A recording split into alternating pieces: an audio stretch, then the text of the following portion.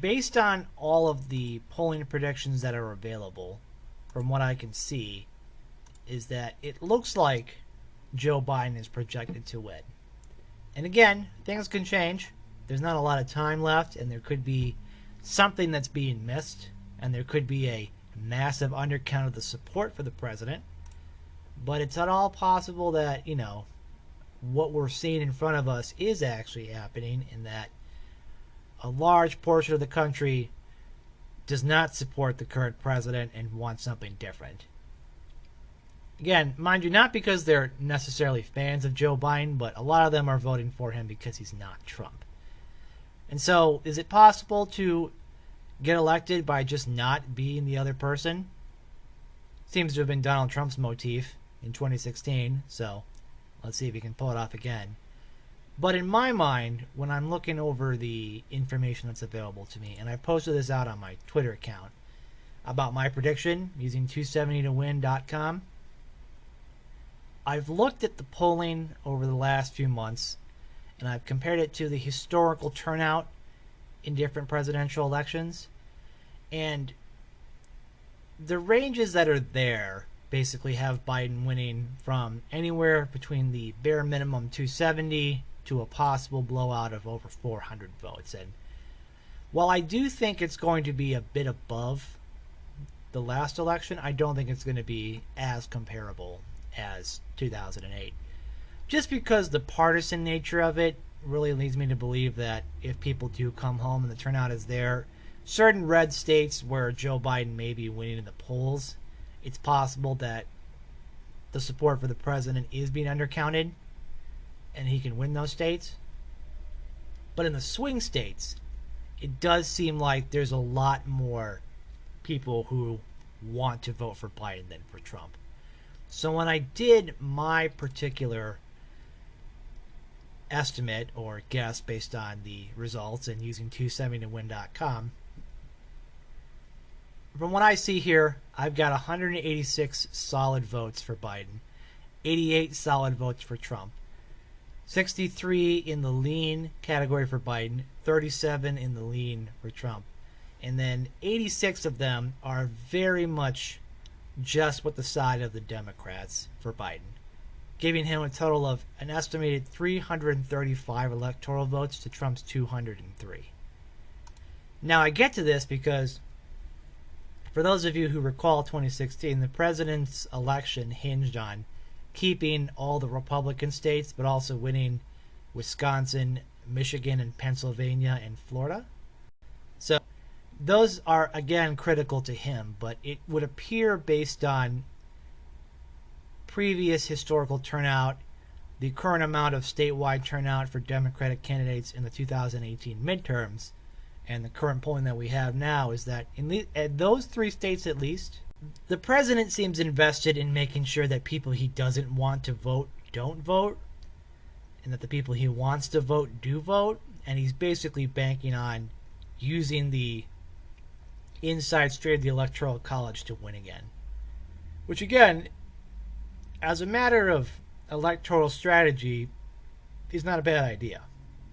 Because the idea that we have to worry about the popular vote has always been a misconception, because the popular vote does not pick the president, the electoral vote does. The Electoral College vote, that is. Now, the popular vote may often correlate with the Electoral College. Not always, but it can. And there's a good chance that it's going to happen again. And when I say that, I mean that it looks like Joe Biden's going to win both the popular vote by probably a substantial amount, but also win the Electoral College by a relatively decent amount. Because then I don't believe it's going to be a 269 or a George Bush, Al Gore scenario. I definitely think Biden has a lot more of a lead in many states. And again, in my mind, Arizona and Florida are both flipping to him, giving him that 335 edge. So it may not be a total blowout like some people are predicting, and some are predicting a far more conservative outlook where they'll probably put Florida and Arizona still in the Trump column. But still, even if you did that, right, the three states that matter the most, Wisconsin, Michigan, and Pennsylvania, the states where he won by the smallest margins, are critical for whoever wants to win. And since all three of these states, again, have Democratic governors and have Democratic senators and have a statewide vote large enough to elect them, it's entirely possible that they will be able to go Joe Biden's way. I don't see any reason why they don't. Unless the attempts at voter suppression, we'll just say, work, and really there is this massive drop-off from 2016, which there won't be because the turnout is already almost as high as the 2016 total vote turnout in early voting. The numbers don't seem to indicate that Trump has a real path to victory. And again, people are going to tell you that they have different polls, they use different methodologies, they're trying to factor in the vote that they didn't count last time. But it just doesn't seem like the numbers are there. If you have 10 people voting, I plan on working at a poll site on election day, so because usually the day itself is pretty boring.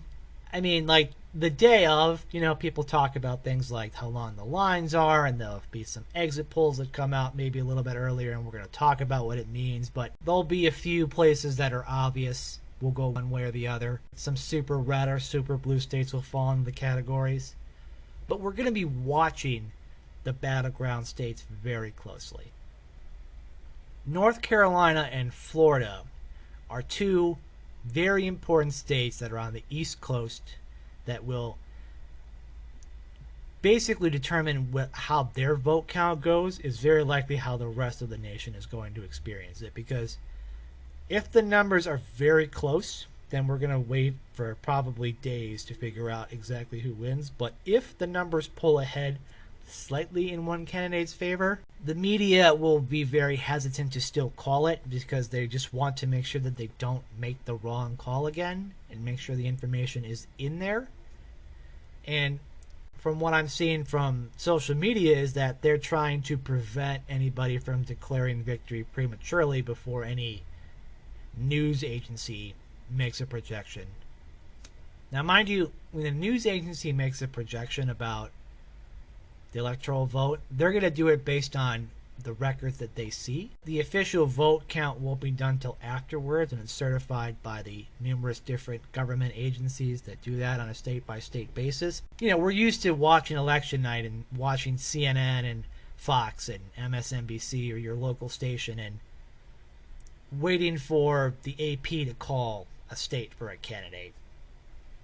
Don't be surprised if this drags out, because if we're waiting on mail-in and absentee ballots to be counted as opposed to in-person voting, now if the in-person voting favors Trump and the absentees vote Joe Biden, this seems to be the scenario most people are afraid of, where the president is trying to basically just get as many people for him to vote as possible and then cut it off as soon as he thinks he's in a position to win. It's entirely possible the in-person turnout will be comparable and that they won't be an immediate lead afterwards, and then eventually when the mail-in ballots come in, it would start to move in Joe Biden's direction. It's entirely possible. And what I'm looking forward to is there's a very good chance, like the last time that there was an election, 2016, right, we didn't have an official call until pretty early in the morning. And even in 2000, we waited weeks to figure that out. Ideally, we won't be in that position again because it seems to me that a lot of the mistakes from the past elections have been learned. And even in the 2018 midterms, when we saw this massive surge in people voting, that they're going to do their best to make sure that every vote is counted appropriately and it's going to be reported in a timely fashion. And it just seems like, based on all the available information that I have in front of me, is that Joe Biden is projected to win the presidency. If Trump wins, which is entirely possible, we can probably just expect more of the same. That's kind of the way it is. Trump is who he is, And from all the endorsements he's gotten, people want him to just continue to do what he is doing. Pretty much every person I've talked to who is a supporter of Trump likes what he is currently doing and blames the media and the Democrats for any supposed lack of success. But if he loses, and by whether it's by the thinnest of margins or a massive blowout, there's going to be repercussions down the line. If you're so convinced that your candidate's going to win that when they don't win, you feel this sense of shock or a gut punch or, some sort of bad feeling in your gut, in my mind, you may have invested too much of your personal energy into this. Because as I remember, the night of election night 2016, after I had come back from my election night party, which my candidate lost, which was not unexpected, we were watching the returns and people were thrilled that Trump was ahead. And, as they kept just waiting for results to come in and seeing if Hillary would be able to pull ahead, there was a lot of shock in the room. Just an actual amount of shock that Trump was able to pull this off. And when I came home, my wife was already asleep. At the time, my fiance, she was already asleep. So I was up by myself watching the returns. And when they finally called it for him, and I've told this story before, when they finally called it, I just started laughing. I just started laughing my ass off because I thought, wow, America actually did it. America actually elected Donald Trump as president. I guess literally anybody can be president. There was a sense of surprise, but if you were on my end of the spectrum, you thought, well, this is a shocker, but I guess this is the way the system works, so we're going to go ahead and just kind of move forward with it. That was not the reaction that, as everyone can tell, that many on the left and the Democrats and the liberals saw. Many of them had actual panic attacks. Many of them started crying uncontrollably. I had friends who were in dire straits afterwards because they were convinced that Hillary Clinton was going to win, and when they didn't, it seemed like their faith in everything was questioned. Everything they'd ever known had been thrown out the window because they could not believe the country that they lived in. The one that elected Barack Obama twice would then elect Donald Trump to fill the Oval Office in his place. That's kind of the crazy thing about America, is that elections can be unpredictable, even though it seems like a lot of the time they're not. In fact, the vast majority of races don't even have opposition, so a lot of the time it's either a primary that determines it or whoever can just get on the ballot. But when it comes to the presidency, a lot of us want to feel like we know what's going to happen, and that maybe we think that if our candidate wins, that we'll have some sense of agency within the federal government, and that at least if I voted for that guy, maybe he'll listen to me.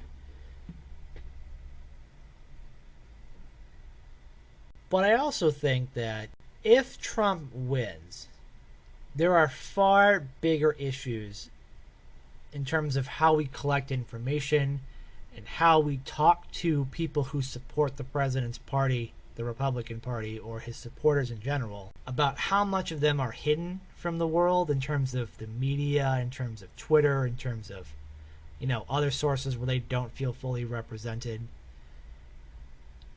And we're going to have a conversation where we deal with the differences that are causing a divide. Here's the thing, though, and this is just, again, my personal opinion.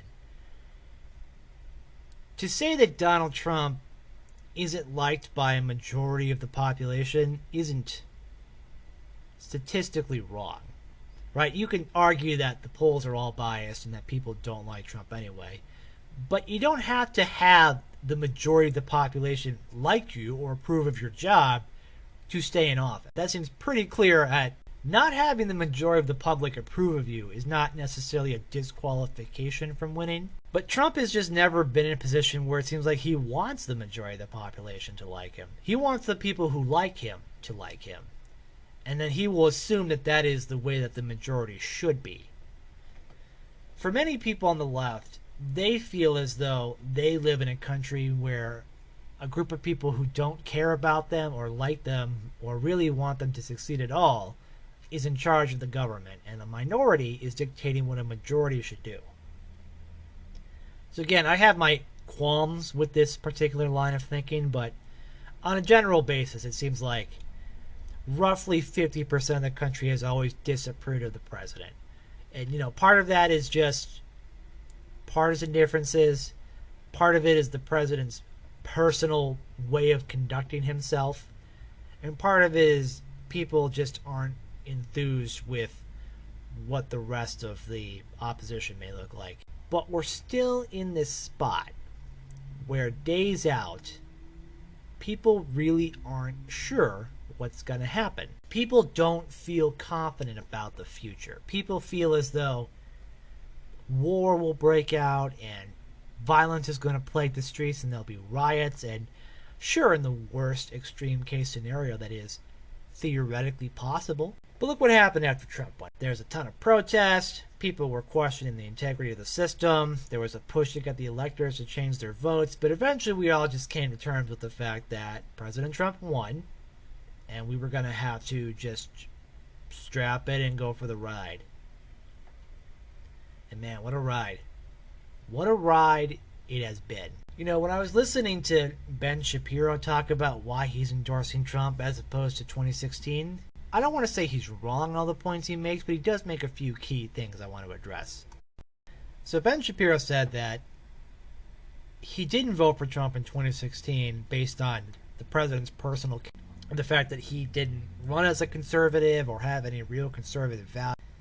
This year, Ben Shapiro is saying that he is voting for Trump because the president has, in fact, governed in a quote-unquote conservative manner, or a more conservative manner than many people thought, that the Democrats have lost their minds, and that conservatives will face an unfair landscape if Trump is not reelected. And by that it makes it sound like Facebook and Twitter and the mainstream media is out to get them, and they're constantly out to get the president and try to basically keep them all down. Now, say what you will about all those other things. The mainstream media does have its issues in terms of what it covers and how much. The president has acted in a quote-unquote conservative manner on certain issues, particularly the courts and tax reform seem to be the two things, and the deregulatory state as well. But also, this idea that the Democrats have lost their minds and that we have to vote for Trump because the opposition is just far worse, it seems to be what they're banking on. That seems to be the key point, is that they want to make the Democratic Party to be a bunch of Marxist, socialist, communist, anarchist, Antifa folks who want to massively redistribute wealth, burn buildings, tear down police departments, destroy the nuclear family, all that. Now, if Joe Biden wasn't the nominee, that pitch would probably be... Unfortunately for them, Joe Biden... This is why the president tried to solicit information from Ukraine about him, because they knew that if he ran, all of their internal polling showed him winning. This isn't a new thing. What I want you guys to know is that on the inside, when people do these kind of calculations, right, the president has been running for re-election since he got elected the first time. And it's always been a concern that Joe Biden was going to run, because Joe Biden has a certain appeal to him that can take away at Trump's. Whereas Hillary does not appeal to certain people, both in terms of the very progressive end of her party and with white working class voters. Joe Biden manages to win over people who are reluctant Trump supporters, who are engaged the primary process. He's got a lot of center-left Democrats around him, but the progressive energy against Trump really isn't a pro-Biden. It's a we're mad at Trump as a person aspect. Like, we don't like him because he exists, because of his conduct with women, and because of the policies that he's implemented. as many people like Ben Shapiro say are quote-unquote conservative, they're not necessarily conservative. As a matter of fact, these same people have changed their definition of conservative to match the current political climate so that they don't feel like they're being hypocritical. For example, the deficit and the national debt were two of the highest priorities of the conservatives basically since Obama was inaugurated. And now we can say that that was also technically true under George Bush, but they blew a hole through the budget many times for many different reasons. But this time, if they ever got power back, they would focus on deficit reduction. Trump even said he would pay off the debt in 8 years. Pay off $20 trillion or so in 8 years. So think about that for a second. But if I'm being honest with myself, those of us who actually care about things like debt and the deficit are very, very low on the totem pole for most people, because to them, they may not like the idea that the government spends more money than it takes in and that it has to borrow money to make up the difference and we have to pay that money back. But most people just don't care because the numbers, for one, are so astronomical in terms of it being trillions of dollars. The idea of who that debt is owed to provides a level of complexity that makes people feel like if you try to explain it, that it's going to go way over their heads. And three, as long as my particular party's in charge, spending more money than we take in isn't a problem. Because if my party's in charge, then I know that theoretically we will be getting what we want out of it. And if we try to remove any programs, we'll try to cut it out of the opposition. So, of course, the deficit has exploded under the president. And, we can say that, yes, the pandemic happened, so that is a result of a massive spending spree. But the government was running a deficit almost the second he came into office, after going down during the Obama years. This is the weird thing, right? After Obama's first 2 years and Republicans took control of the House and later the Senate, right, the deficit was being reduced year by year because they made compromises in terms of spending and in terms of dropping some tax cuts while keeping others in place. But with Trump, they just reduced the tax burden on everybody and reduced the amount of revenue the government was collecting and then increased the spending.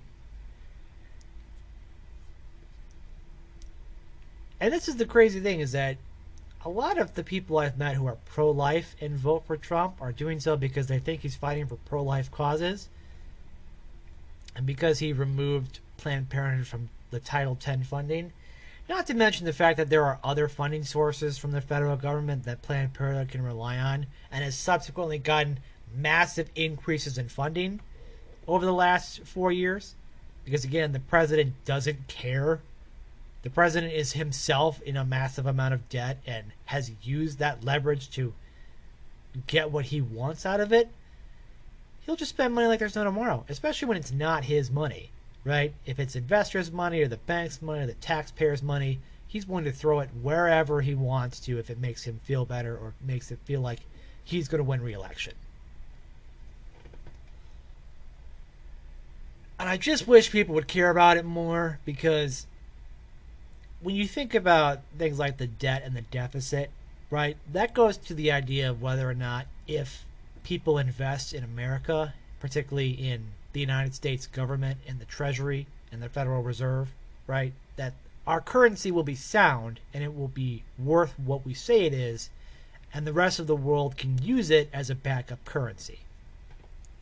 To this day, even though the U.S. government continues to run deficits, right, our ability to borrow money at cheap rates still remains, because the United States is a very credit-worthy institution.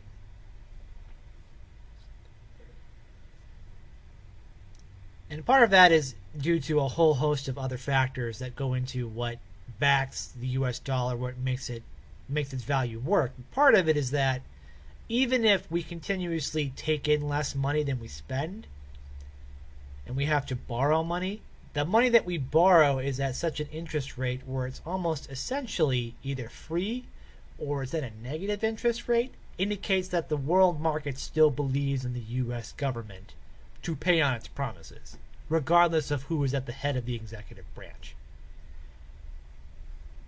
But in order for that idea to work is that they're going to have to expect to be paid at some point, and that means that we're going to have to figure out a way to basically allocate either more money to or cut spending from other places to make those kind of payments so that the full faith and credit of the United States remains the standard for the world. Whether or not Trump cares about that is anybody's guess, but I'm going to go ahead and just guess no in terms of the debt and the deficit. Now, when it comes to the courts, this is where you could argue that President Trump has had his best success. And it's not as if like the president picked these people himself and has a lot of vested interest in what happens. He's getting a list from the Federalist Society, and he's using that list to pick people, and basically the Senate is doing all of the work from there. Right, since the Senate has changed the rules regarding filibusters for judges, they've basically been able to fill all of the vacancies that they want. Now, people are going to call that packing.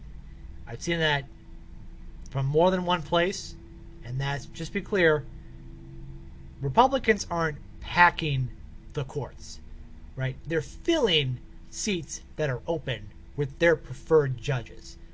Say what you will about the methods and the tactics that they use to do that, but it's not packing in the sense of packing the Supreme Court.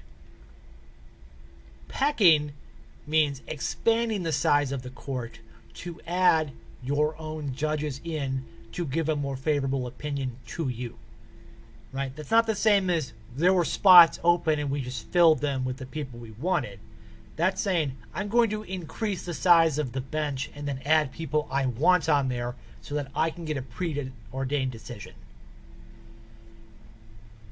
To me, this is a lot of sour Democratic grapes from their majority leader's decision to change the rules to appoint judges during the Obama years and then not being able to win control of the Senate or the presidency. So, and yeah, you're not allowed to like it.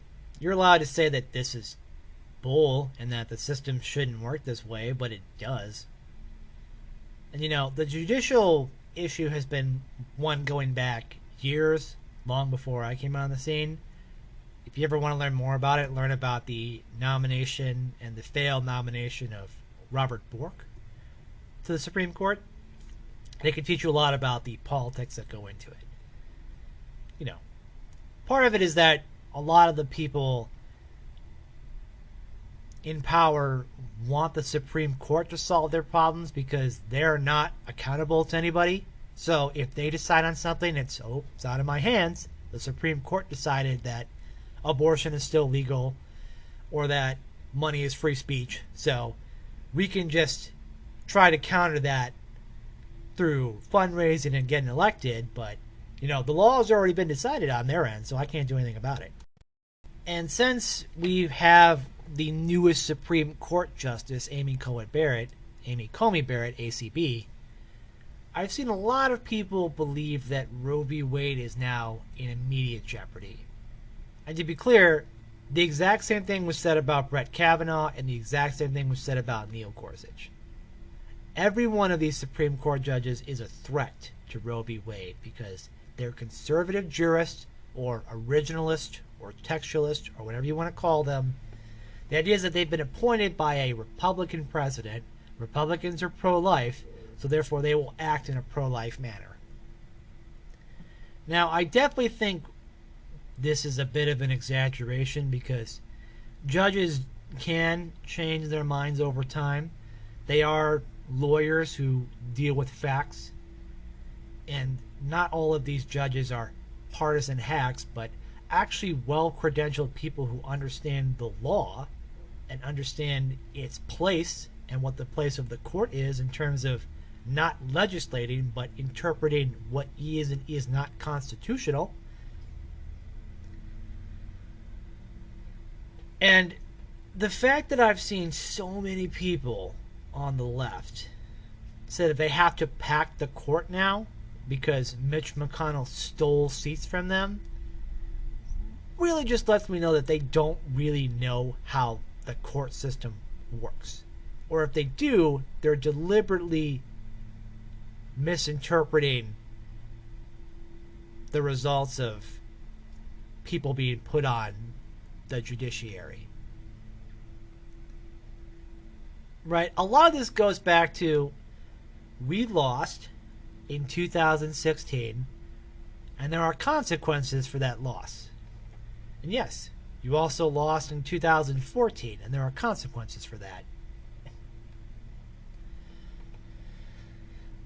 People voting in 2010 made the House Republican. People voting in 2014 made the Senate Republican. And people voting in 2016 made the White House Republican. Because of that, the Republican Party has been able to control the wheels of power, well, at least from 2017 to 2019. But again, what happened? They received a trifecta of control. They faced a lot of opposition to stuff they were trying to do, both from the opposition party and within their own, from both a more extreme and a more moderate end. And they weren't able to get much done. The judges are the only thing they agreed on because they couldn't come up with a good healthcare reform alternative that could win over enough votes. They passed a tax reform bill that they kind of just cobbled together and thought would be a game changer when it turned out to be more of a modest reform than anything else. And yes, there's been the right to try bill, which allows people who are suffering from terminal conditions to get experimental treatments, and the First Step Act, which is a criminal justice reform that was long overdue to help people try to get out of the system faster and try to get on with their lives. These are good things that happen. And maybe the president doesn't get as much credit as he should for passing them. And part of that is his own fault because he would petty fights about himself than actually try to celebrate real accomplishments that the vast majority of Americans will actually be happy with. But, you know, he just doesn't want to or care. But other people did care, right? Other people in the establishment knew there were certain aspects that they had to focus on if they wanted to get their policy agenda implemented.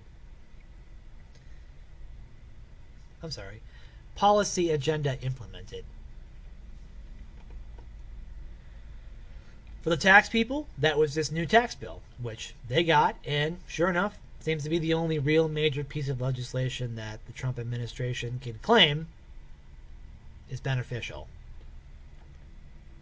The anti-immigration people, oh, they definitely got their fair share with Stephen Miller close to the heart of the president. And they've been able to basically stop immigration entirely. Most of that is due to the pandemic, but you know, even before that was happening, they were cutting down on asylum, they were banning travel from certain nations, they were trying to deter people from crossing the border, up to the point of separating parents from their children. This has not been popular, and it has received a lot of backlash, and a lot of lawsuits are involved. And for a lot of the conservative movement, legal immigration has always been a key aspect to America's success. Now, there's always been this tough anti-illegal immigrant side of America that has been a major force in the Republican Party that helped Trump get elected. But also in some Democratic areas, there's been a push to, try to be more tough on illegal immigrants. But overall, legal immigration was a key part of our policy because legal immigrants do help take jobs that people don't want in the low end of the spectrum of job paid. And it also can provide skills, doctors, nurses, people who are involved in tech. You know, skill sets that companies need to be on top of their game. Trump didn't believe any of that, and the Republican Party basically just gave up on that dream to make Trump happy and to make all of the hardliners on immigration happy, because the weight of their vote was enough to sink them or to get them a primary challenge, which is unfortunate because since the Bush years and even after the 2012 election, immigration reform was a major component of the Republican Party's success because they had been losing among the Hispanic population and other immigrant populations, right? And they wanted people to vote for them. And since they were already fans of legal immigration, if we tried to fix the system to do that, that would help solve our problems. But no. There has always been a cohort of the Republican Party that I've vehemently disagreed with, who believes that we need a giant physical barrier in the middle of the desert, in some places along the border, because they're just convinced that there's these giant flowing waves of illegal immigrants crossing and ruining America. And you know what? They ended up getting a plurality of the Republican primary in 2016, and they got Donald Trump to be the nominee. And then we all just sort of had to acquiesce to that view. And to our detriment, because the American populace has become way more supportive of the things the Republican Party was supportive of before Donald Trump was president. And it drives me insane, because how are people now more pro-immigration and pro-free trade when Donald Trump was president, when the Republican Party was pushing those for the last 2 decades?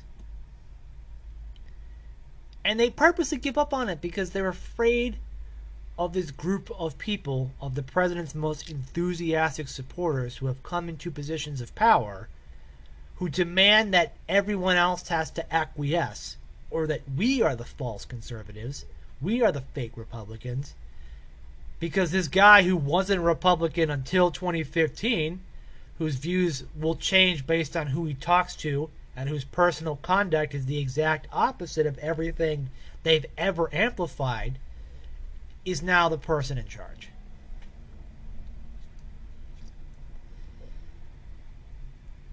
Just the temptation for power for many people is far too great, and they will give up their personal morals, their personal ethics, and even deeply held ideological beliefs if they think that they will maintain power for just another day. Because as long as they're in power, whatever I say is right. And if it's different from what I've ever said before, if it's in the opposition to all the evidence that we have available, and if it's a naked attempt to appease a person who does not actually care about me, I don't care, because I will still be in power. See it everywhere. People who are pro-free speech all of a sudden are calling for companies to be censored and to be controlled by the government. When have conservatives ever thought that social media was this giant place of conservative freedom and a bastion of ideas, right? Silicon Valley is in the heart of liberal America, right? A lot of liberal people were part of those ideas. But they still built a business that you can use, and to this day has been a driving factor in being able to get their message out. President Trump having Twitter was instrumental in him being able to win. Conservatives being able to use Facebook and Twitter, to a lesser extent, have been immensely important in them getting their message out to people past traditional gatekeepers. The freedom that the internet provides, Section 230 of the Decency Communications Act of 1996, the foundations of how the internet has become one of the best things that's ever happened to the world, is now under threat because people who call themselves conservatives, who want the government out of their lives, all of a sudden want the government in your life because they don't like Facebook. They don't like Twitter. They don't like Google. They don't like these companies that are wildly successful and weren't an issue until Trump was president and started saying stuff that either wasn't obviously true or tried to use the power of the state to go after people he didn't like because people shared bad information about him. Like, are you kidding me? Are you kidding me with this? The same people who talked about something called the Fairness Doctrine, a legal mandate to mandate, equal time for opposing views, was an unfair government intrusion into free speech, who have been defending Citizens United because, and here's the fun fact about that Supreme Court case, is that many people tell you it's a license for corporations to buy elections. No, what it actually was about was whether or not the government could ban books. Yeah, you don't hear about that because the result is something that many people on the left don't think is fair, which is that free speech equals money and money equals free speech. Now all of a sudden that they have they have most of the money, now all of a sudden it's something different, but whatever, right? Why can't conservatives just realize that the writing is appearing on the wall all around us? And why do you have to defend this guy tooth and nail? Because if he undermines the checks and balance systems we have in place, and you give him permission to do it because you want power, and then all of a sudden you're going to turn around and act like you'll be able to stop the other side from doing that, good luck. You've already built the precedent that as long as you are in charge, you don't have to follow any norms or rules, even when it's beneficial for everybody. And if it's going to be a zero-sum game where the raw majority will have the power to do it, yeah, you're the majority now, but you're not a majority of the country. Many people say they are, and there's this silent majority out there that still believes in this Richard Nixonian type of way. No, the silent majority is the majority of people who elected Obama twice and then didn't show up in 2016, who showed up again in 2018. They're not all liberals. Many of them are just moderate people, moderate center-left and moderate center-right people who have increasingly dealt with crazy nonsense and kept putting up with it and not stamping it out because they wanted the votes. And then we lost other voters, so you have to get more crazy people to make up those voters, and then you have to take more crazy positions. The other day I was talking to somebody, and they were asking why I wasn't voting for Trump. Because they're like, we've been talking about this, right? You're against the tax hike in Illinois. You're against cancel culture. You've talked about the 1619 Project and how it's this kind of bad faith attempt to change the narrative about American history. Like, you helped us with Mark Kirk. You helped us with Bruce Rauner. You ran a campaign for a conservative Republican in the suburbs. Like, why are you voting for Joe Biden? I didn't realize you were back to being a Democrat. And again, I have to ask myself, how is it possible that you just said all of those things, but I'm not voting for one person, and all of a sudden all of those credentials are being questioned? Like, people are so caught up with the fact that who you vote for as president is the defining feature of your life. From people who either A, their level of political involvement is basically sharing memes and maybe voting, or people who are just rank opportunists, or people who just get so angry at the world that they have to unload on people they know because it gives them some sense of control over their lives. And I explained, right? I've always had a problem with the president's personal character. I've had a problem with the way he disregards American national security. I've had a problem with the fact that since he's been in office, everything around us has gotten worse for us. We don't have county commissioners. We don't have reps. We don't have House reps. We don't have federal House representatives. We don't have a governor. We don't have a senator. We have no statewide positions.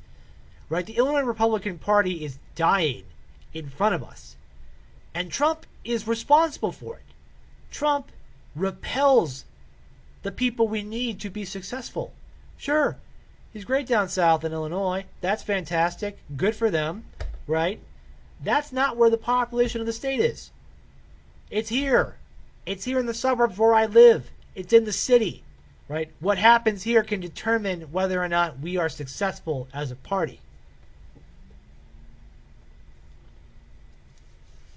The same people who, when I question them because they didn't vote for Mark Kirk or Bruce Rauner, who were the nominees of the party, who were the already elected representatives of the party, I was the fake conservative for being an establishment sellout, and now I'm a fake conservative for not supporting Donald Trump, who is the establishment, and all of his cronies who then filled in the roles of the establishment. Like, the fact that people are so selfish, and the fact that they just only see their immediate interest as the most important thing, and they're willing to just say blatantly untrue things, and to massive public scorn. How many more times do you have to lose before you get what's happening? How many more times can you possibly get whipped in the media, in the culture, and in elections before you realize what you're doing isn't working? The Republican Party had an opportunity to reform itself when they came out with an autopsy. They had an opportunity to change itself again when Trump won the primary process. They had another opportunity after Trump accidentally won the presidency, basically, and had a real chance at power to really shape things, and none of it happened.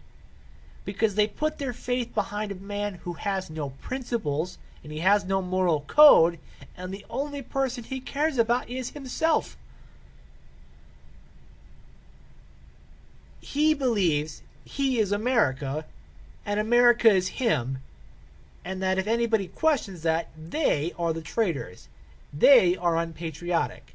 And even though we all sit here and say we have a problem with the president's personal character, even though people say, I'm going to vote for him, but I'm not going to teach my sons to be like him, after we've said that I was objected to Hillary Clinton because she has moral flaws and she's married to Bill Clinton, who is himself a sexual predator, we're all just going to ignore that because we just want a naked opportunity to feel powerful.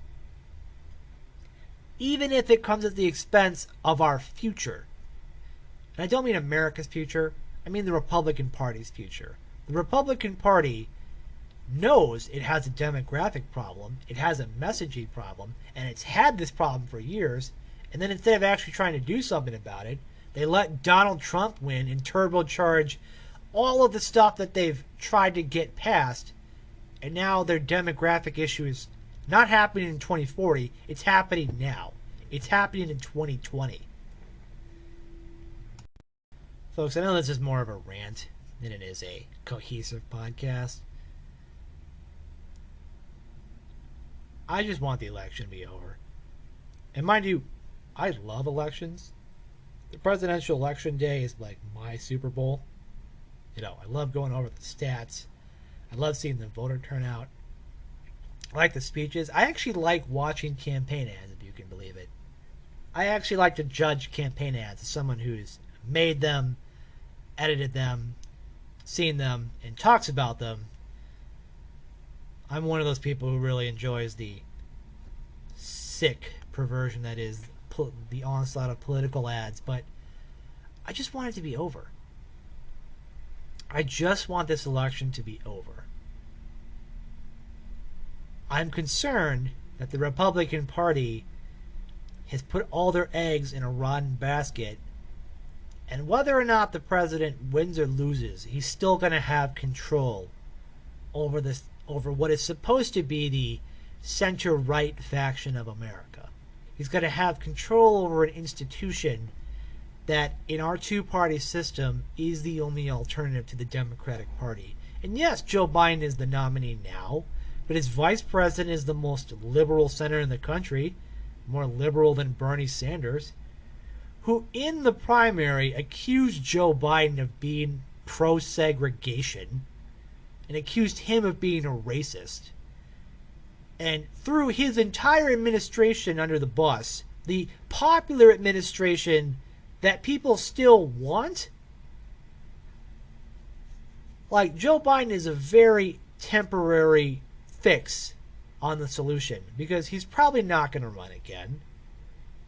And he's already had to make a lot of changes to his own personal standing and personal code to win in this. But once Joe Biden's no longer there, his coalition is not going to hold up. The progressives are angry with the moderates.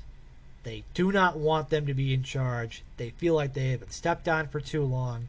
And frankly, there's some crazy people in there who are going to get in positions of power and can cause damage if they believe that they have the moral authority to subject individuals unfairly to the will of the state.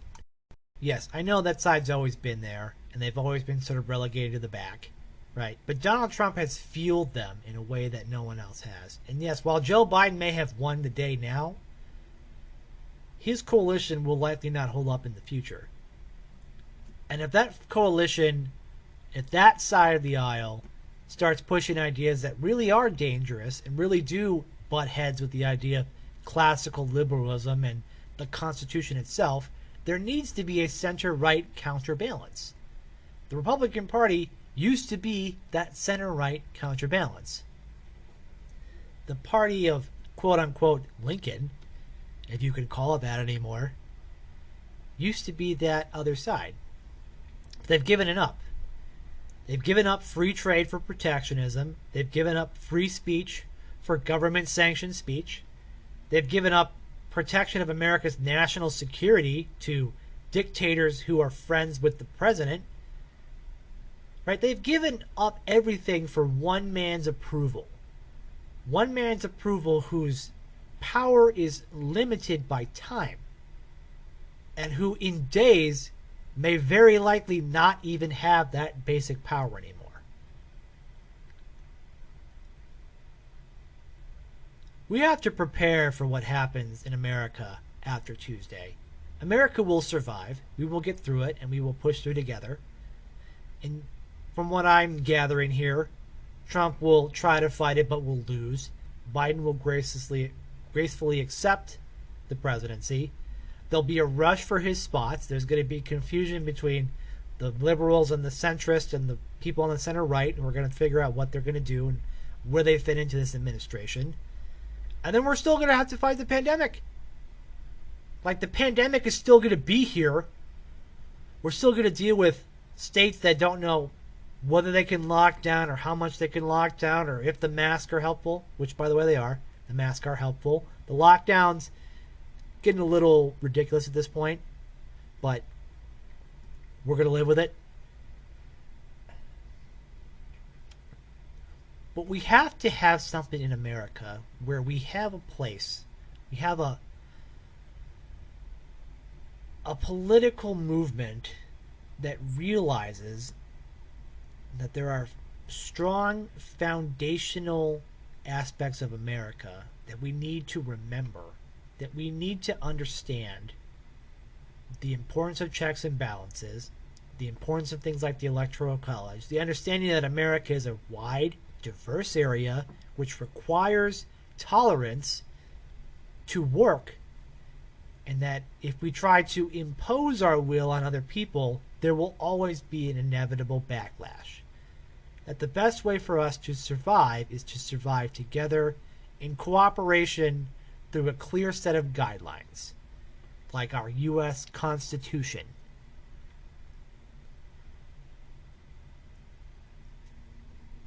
It's going to be crazy, folks, but keep your heads up.